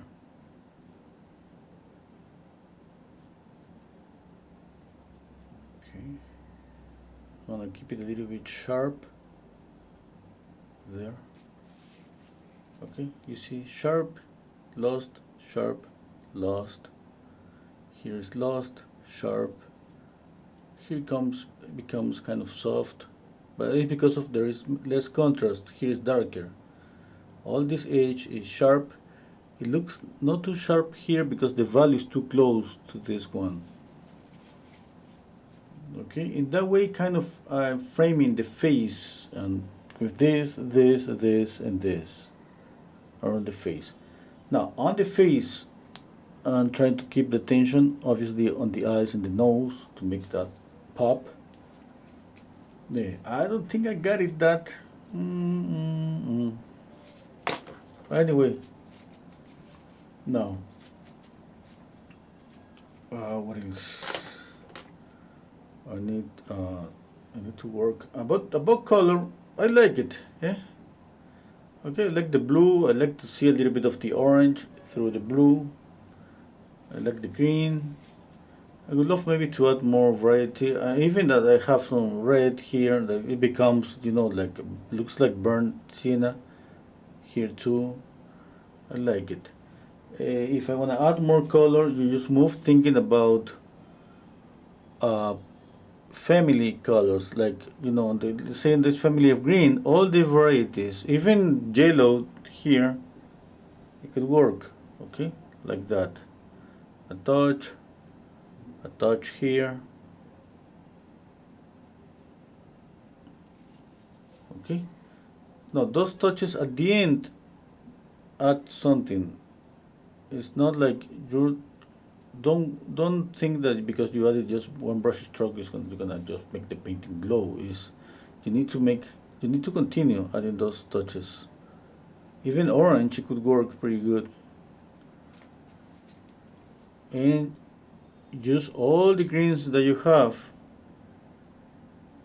and even you can choose opposite colors like red or violet. You just have to think, hey, I'm gonna just mix this color, I'm gonna put it on the same value, and you paint it there. Okay, now if you see that maybe it's too much, you know, you just wipe it off. But it's not gonna work. You just lay down just one brush stroke and that's it. No, you need to echo this color here and there, and then it's gonna work. Because now that you repeat the color, it creates harmony. Just think about color like you think about sound. Do you think in the middle of a beautiful song, did you hear like a sound? It's gonna be okay. No, but if you hear that sound twice, or you hear that sound like in a rhythm, you know, that's different. Just think about that. Now you gotta always think that you're gonna group these colors thinking about value, and you can just continue adding more colors if you want, but be careful. It doesn't matter how many colors you add. At the end, you gotta read that here like green as green is green. You know, you can make it more bluish. If after adding more brush strokes you start to think, oh, that color is not green, that means that you added too much. You should have stopped maybe an hour ago. I don't know, but you should have stopped when you started to notice that you got too many colors to the point like you're not able to say what color is the hair. It's blue, if it's orange. Okay. And on the darker areas too, you could just do the same. Remember that it's not like you're gonna say, hey, I don't see like too much difference there, but I can add even red, a dark red. Here that is, I got a dark green. Okay, do you see it? No, but it's doing something. Definitely, it's doing something. It's doing things that we don't see maybe, but. And that's one of the reasons why when we copy a painting, when we make a study of a painting, we don't get the same result. because sometimes we don't look for those colors and we don't copy those colors. We don't know those colors are there. Okay, that happened to me more than once. You know, I was copying like master paintings, and after I finished up, it's like it's pretty close, but something is missing there. And I always thought as a student that, you know, it's just my oil paint, the brand. It's just the brand. I'm working with cheap oil paints, and those masters works really good, really, you know, pricey oil paint, and it's not that. It's not that. Okay. It's just like at that time I didn't have the knowledge about color theory, and even having the knowledge is always a challenge. Always. Always. Every painting is always a challenge. Now, what about texture here and softness here? Maybe this is too soft. No, I noticed now that it's just too soft. I would love to add a little bit of texture, but I don't know if it's going to work. We can make it work, but let's see. Maybe a little bit, just a little bit of light. Do you like it? I like it. No, it's working. I gotta wait. I always gotta wait at least 10 minutes and continue painting, and then I go back to that area and I check out and say, hey, you know, this is working pretty good. Or maybe I just end up just smoothing out that area.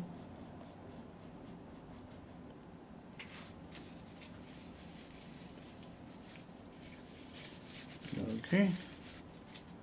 What else?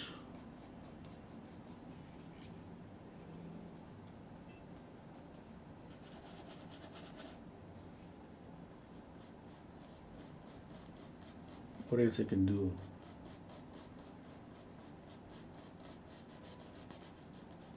What else I can do? I don't know if that sounds good.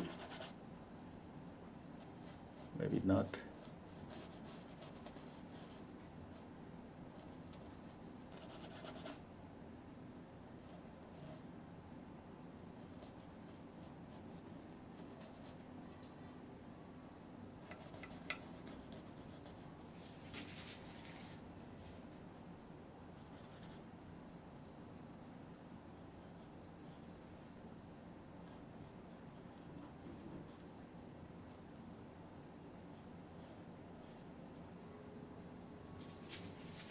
What about this finger, these two fingers?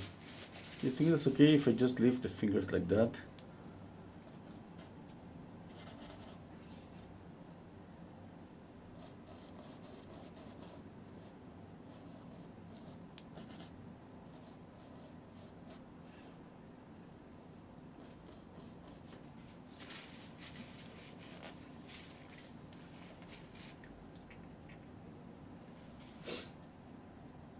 It's been 2 hours.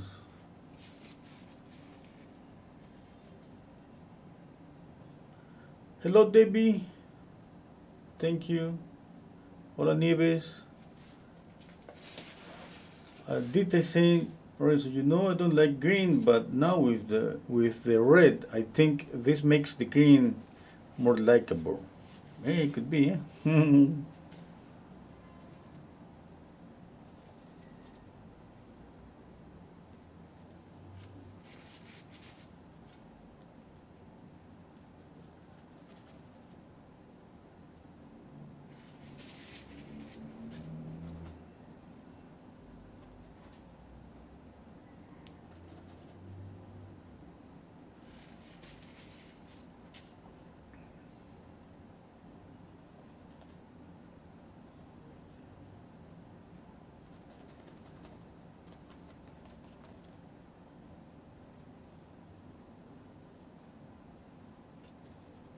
Okay, I think I gotta go.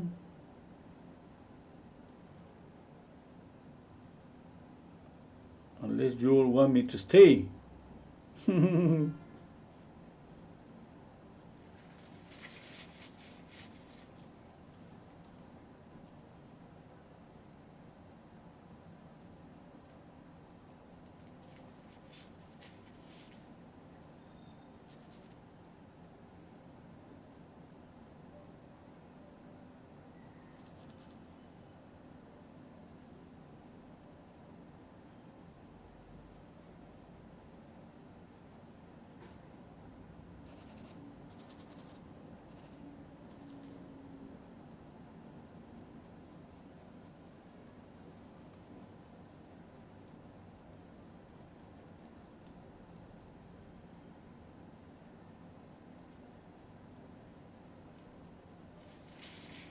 I got a little bit of pink, and green on the cheek here on the light. I'm gonna zoom in to show you. Okay, you see here, a little bit greenish, a little bit reddish on the forehead too. Okay, I'm gonna knock down the pink on the forehead for a little bit of green, light green.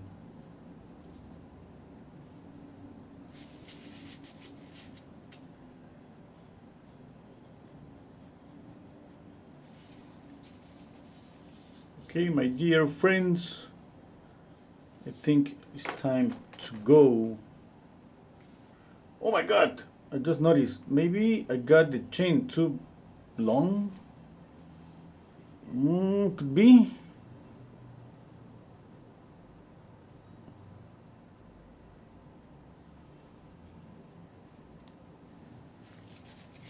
It could be.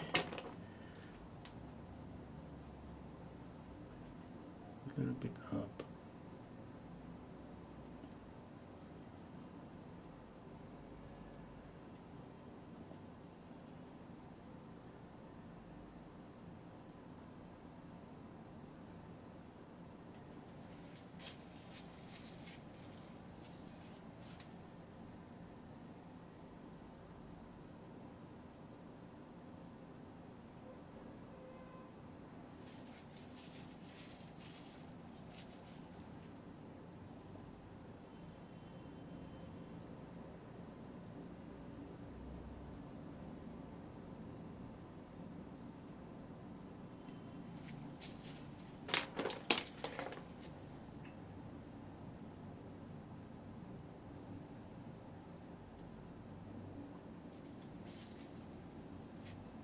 Okay, I think that's it for today.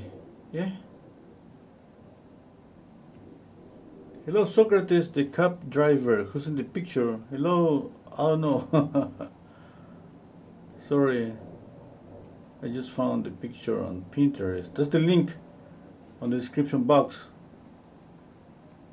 Okay. Oh, I got a coffee, another coffee from Tanja. Tanja Mashka. Or Mashke. Sorry if I'm mispronouncing. Thank you so much, Tanja. Oh, I got a cup of coffees today. Yeah. Today's coffee night. Yeah. Thank you so much. You know, you can join my Patreon from as low as $4 and get 100 videos. Okay, and even you can join for free for a week. Yeah. And then pay the $4, or just if you don't like it, obviously you don't pay the $4. You just enjoy. Maybe if you don't like it, you're not gonna enjoy the videos, but mostly everything is about recorded live sessions where I paint with my patrons. Okay, and if you move up to $9 per month, you're gonna get access to 4 classes every month, every Saturday, 4 Saturdays.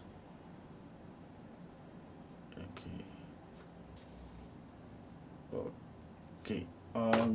Okay, sorry, I got lost here. I think I'm gonna add a little bit of this cool color here for the shadow. A little bit of purple.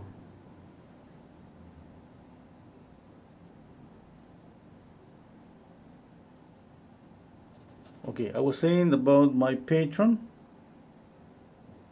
And then you move up. Every time that you on Patreon, when you move up to an upper tier, let's say you got access, you keep the access to the lower tier.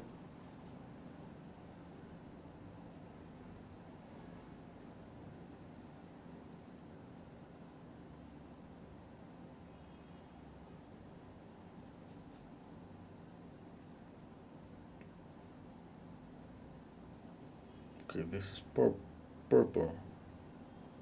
Okay, light purple. It's not gonna stay like that because obviously the painting is wet.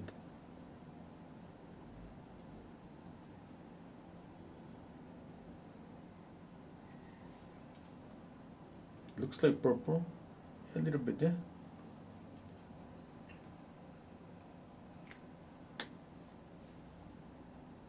Then a little bit of the hair. Getting into the face. A little bit of this violet, purple, between purple and violet. You know, a bit more reddish, a bit more bluish.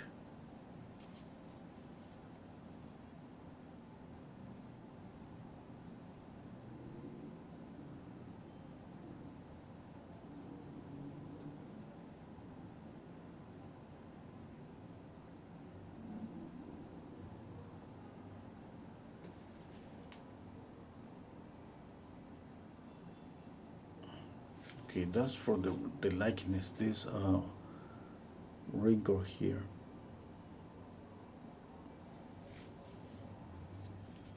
The same of this one is for the likeness.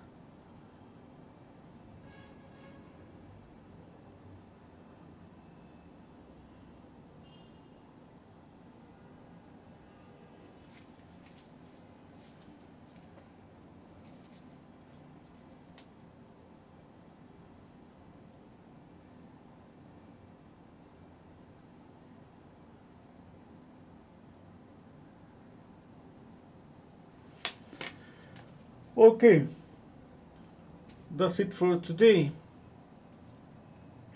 Okay.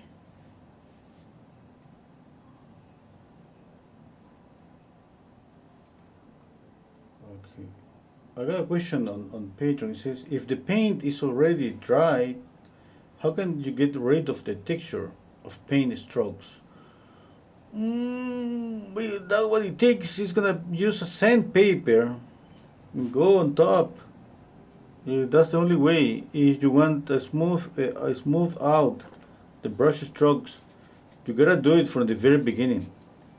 Like right now, if I don't want these brush strokes, I can go with a soft brush on top and soften everything completely.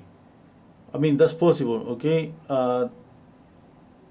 Just a little bit of, you gotta stay there and just, even at this stage that you see, I'm gonna zoom in again. You see texture on the lights, yeah? If I go over here with this brush, this one looks like a mop brush, I could get something like this. We'll smooth out this area like that. Yeah. In this case, I want this, I want this balance between the soft area and texture. Maybe next time I'm gonna smooth out everything, or I'm gonna get more texture. It's just like it's different from painting to painting, and yeah. Oh no, you can choose to do whatever you want. Yep. Okay, thank you so much, everybody. Thank you so much for being here. I hope you like it. I hope you have learned something new. And you know that you can ask me any question anytime. And see you all next week. Okay? Take care, everybody. Bye. Hello, Cisarte. Oh, another thing, you see the names on the comments? That you see names with a red and a badge next to a name, that means that that's a member of my channel. You can become a member of my channel. This for people that wants to support my channel. You become a member, and you send me all the money you got. No, you pay like $1 per month. Yeah, you're gonna feel pretty happy about that. I promise you. Thank you so much, everybody. See you next week. See you all next week. Bye.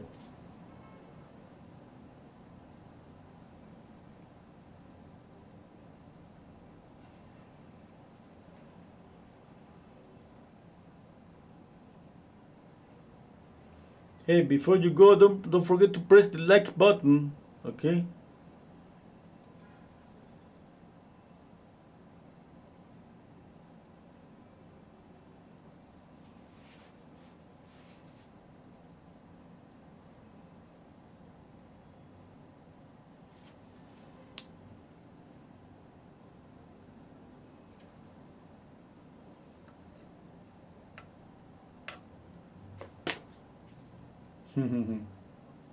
Bye. Oh, don't press it twice. The like button.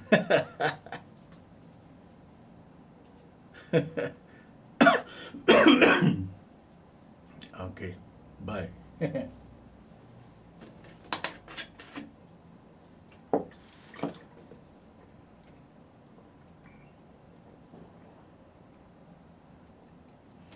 I'm just waiting, to see how the likes goes up. Yeah, I got 100 likes. I'm waiting for 101, and then I go.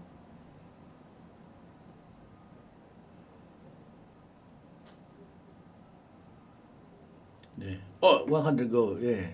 Okay, bye.